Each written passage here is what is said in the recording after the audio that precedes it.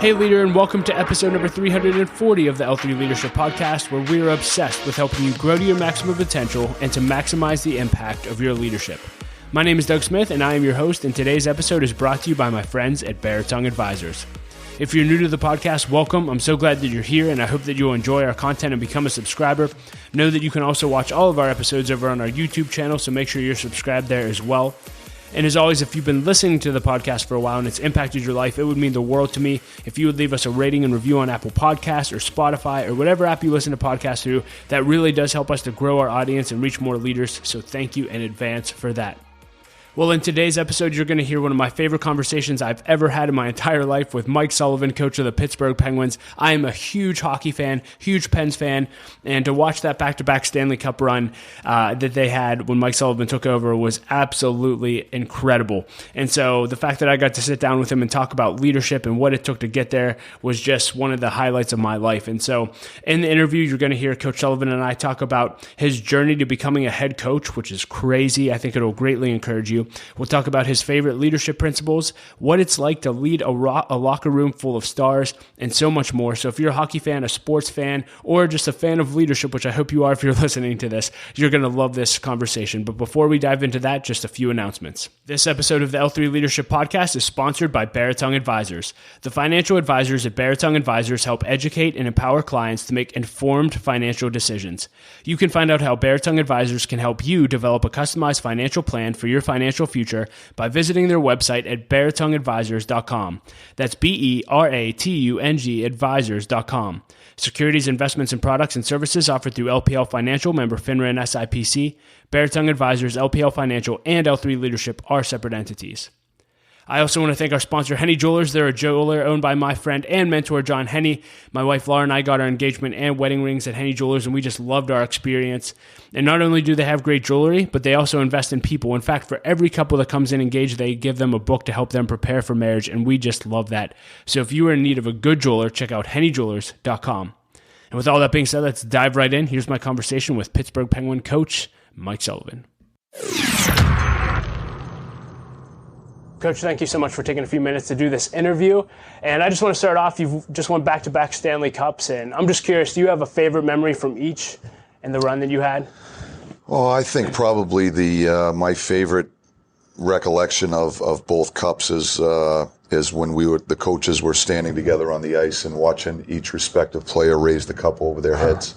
For me, it brought back so many different memories of defining moments through the course of the playoffs that these guys, made such a commitment for us to win. So, when I was standing there watching them raise the cup over their heads and see the emotion on their faces, it's just raw emotion. And I couldn't be more proud of this group or this group of players for, what they've been able to accomplish. And I think when it really hit me in both years, when we were all standing on the ice and the coaching staff was kind of, down in the corner, just taking it all in.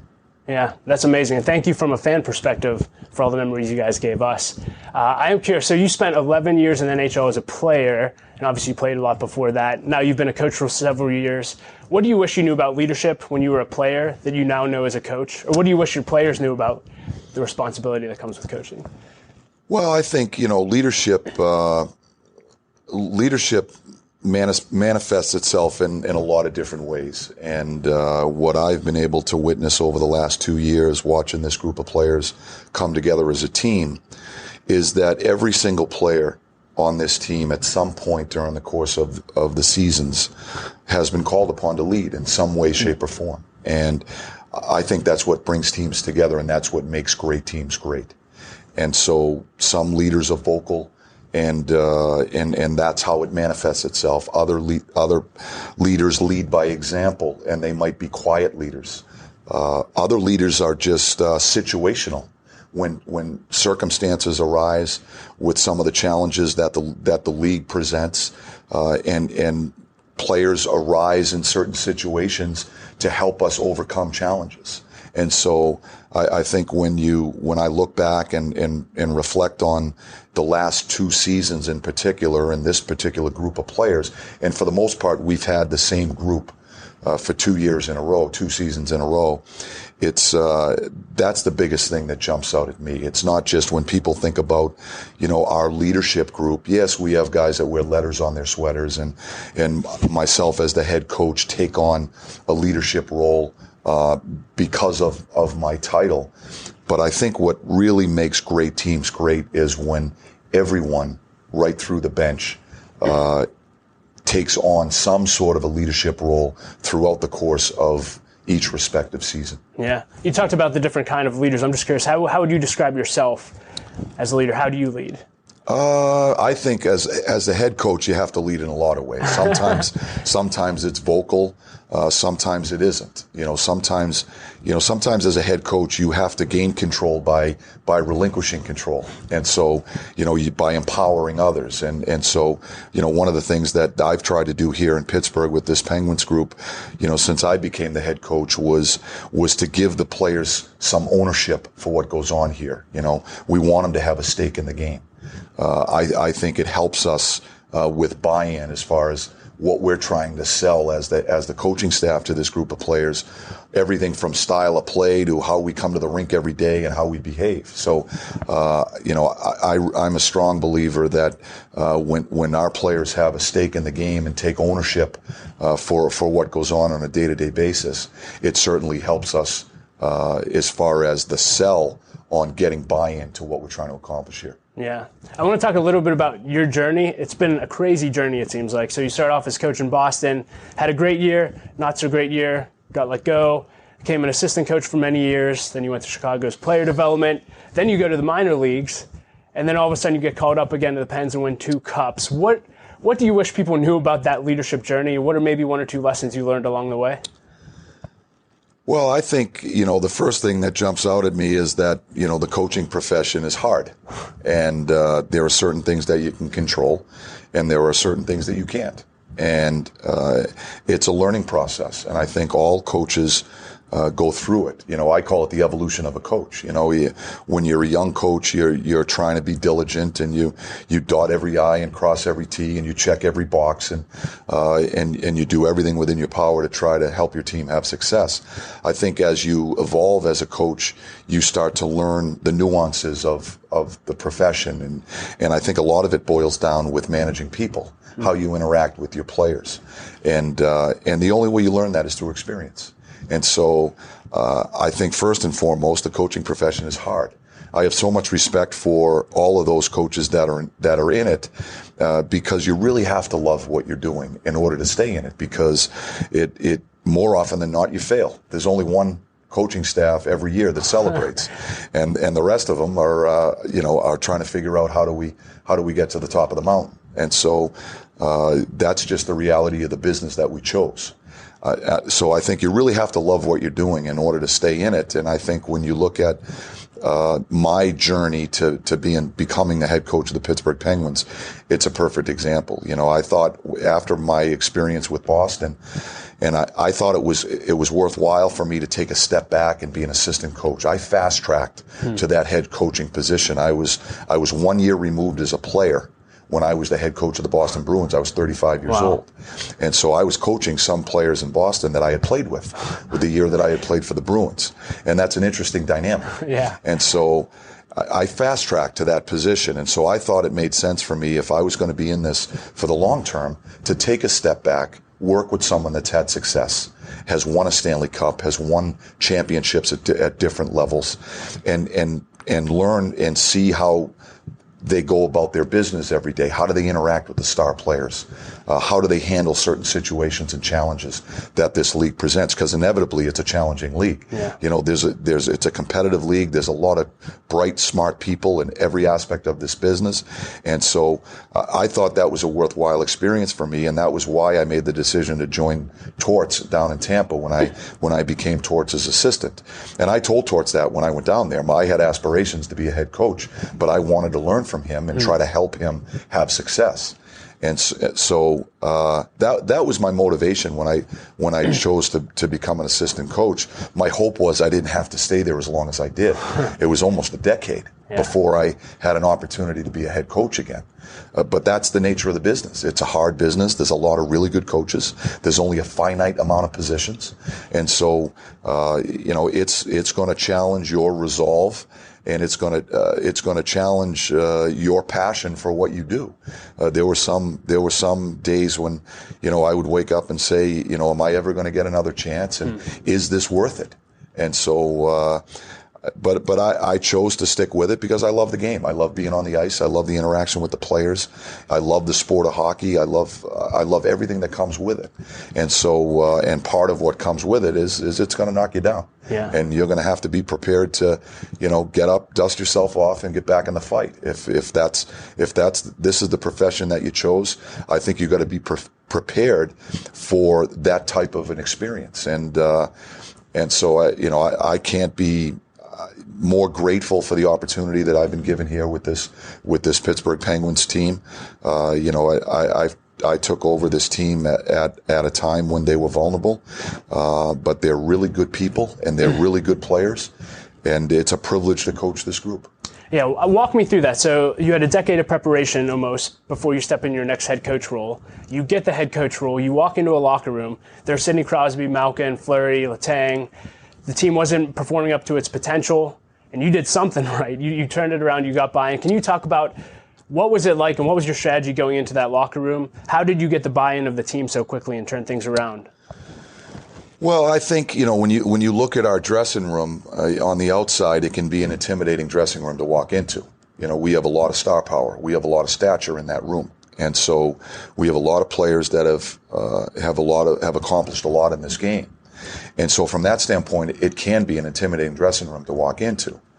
Having said that, my experience over the years of coaching other teams and star players in the league had prepared me for that very circumstance and that very situation. When I first took the team over, I think when I think about the mindset that the group was in, they were vulnerable. Whenever there's a coaching change, it's usually because expectations haven't been met. And so a coach in a lot of situations becomes the first decision or the first line of defense. And so it's hard to change 20 players. So usually there's a coaching change when that type of a situation arises in our game. And so I knew they were vulnerable. And this is a proud group. They're good players. They have a lot of pride. They all want to do well. And so, they were overwhelmed by the circumstance. So when I took the team over, I knew one of my first challenges was to try to free them up a little bit and to allow them to play and act on their instincts.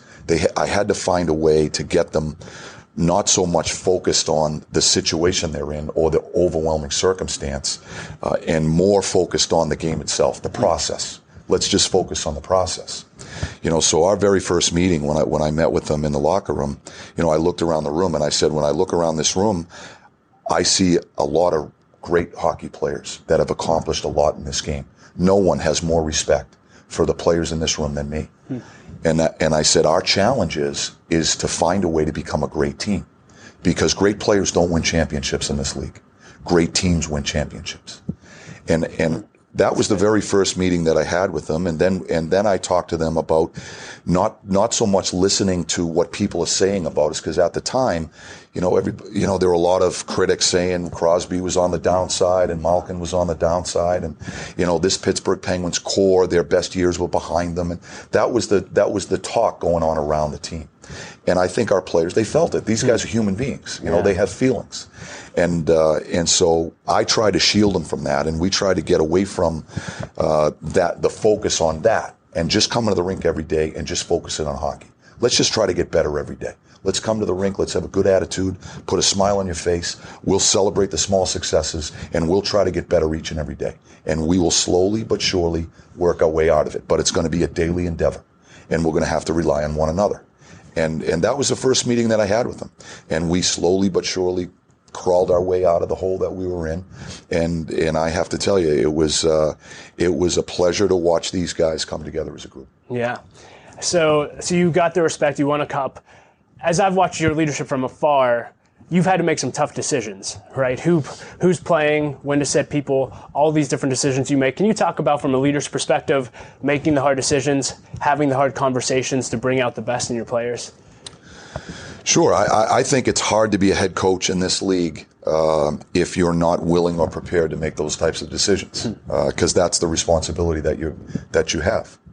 And so my approach with this group and some of the difficult decisions that I've made have been just based on honesty.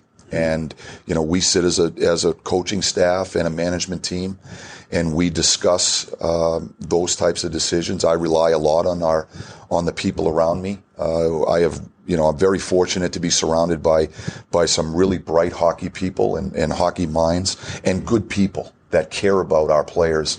And these are difficult decisions, and they're hard conversations to have when you have to make these types of decisions. And my approach with these guys has always been that I'm trying to make the most informed decision that I can. We weigh the pros and the cons, and we try to make the best decision that's in the best interest of helping this hockey team win.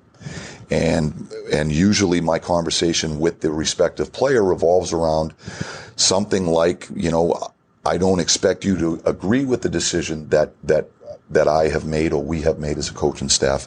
My hope is that you'll respect the decision. And I always explain the decision that we make and why we make it. And as I said, these guys are proud guys. They're competitive guys. They want to play. And they don't always agree with the decision that we make. And I understand that. That's part of it. But certainly I hope they walk away from the conversation respecting the decision that we make. And I don't know any other way to do it but to be honest and be respectful with each player. Yeah, I love that. Are there any other leadership principles that you consistently live by, or that you're like, these are my main practices as a leader? Well, I think when I think about, leadership philosophies, my most important philosophy revolve around a couple of things: respect, responsibility, and honesty. And I think if you're respectful of people around you, and you take responsibility and ownership for what your role and your job is to help your team win, and you're honest with people and straightforward with people, I think you can have the conversations that you need to have.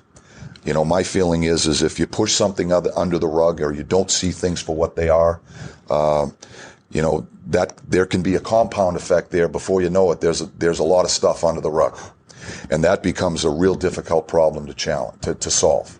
So my feeling is we take challenges on a daily basis that arise. We try to solve them as best we can, and we try to solve them around the principles that I identified. We're respectful of our players and the people that we work with. It's my responsibility to help solve these problems, and we try to approach it in an honest fashion. And our hope is that our players will respect it. And so, that's really been our mantra here since I took the team over. I've been fortunate to be surrounded with a group of players that have been receptive to the message that we've been preaching since I've been here, and we've had so much fun working with this group of guys. That's awesome. And last question, I always like to ask leaders this: if you could go back and have coffee or breakfast with your 20-year-old self, what would you tell him or any other young leader at that age? I would say I would probably tell my 20-year-old self, don't be so concerned about what other people think, to stick to your convictions. And I think when you're young, you're impressionable, and everyone wants to be liked. And so I think sometimes that can overpower or can dilute your convictions and where you actually want to go. And so, for me, I think as I've matured and I look back over the years that I've been a player and a coach, I think I'm more true to myself now than I've ever been. I'm comfortable in my own skin and when I get up in the morning and how I approach my job every day. I know when I drive home from the rink that my intention is always in the right place and trying to help this team win and move forward and advance, but also be respectful of people along the way. And so I think when I was a young 20-year-old, if I had the benefit of that experience, I might have done some things differently along the way. Yeah. Hey, thank you so much for your time. Good luck this season, Coach. Thank you very much. Yeah. Well, hey, leader, thank you so much for listening to my conversation with Coach Sullivan. I hope you enjoyed it as much as I did. You can find ways to connect with him and links to everything that we discussed in the show notes at l3leadership.org/340. And leader, as always, I want to challenge you that if you want to 10x your growth this year, then you need to either launch or join an L3 Leadership Mastermind Group. Mastermind groups have been the greatest source of growth in my life over the last 7 years. And if you don't know what they are, they're just simply groups of 6 to 12 leaders that meet together on a consistent basis to do life together, hold each other accountable, and to go after their dreams. And so if you're looking for a group like that and interested in learning more, go to l3leadership.org/masterminds. And as always, I like to end with a quote, and I'll quote John Maxwell, who I heard recently say this. He said, he calls this the bookends of his day. He said, when I wake up, I always ask, what can I do today to add value to people? And at the end of my day, right before I go to bed, I ask myself, what did I do today to add value to people? Great questions to ask yourself. I hope that you'll go and add value to people today. And know that Laura and I love you. We believe in you. And we say it every episode, but don't quit. Keep leading. The world desperately needs your leadership. We'll talk to you next episode.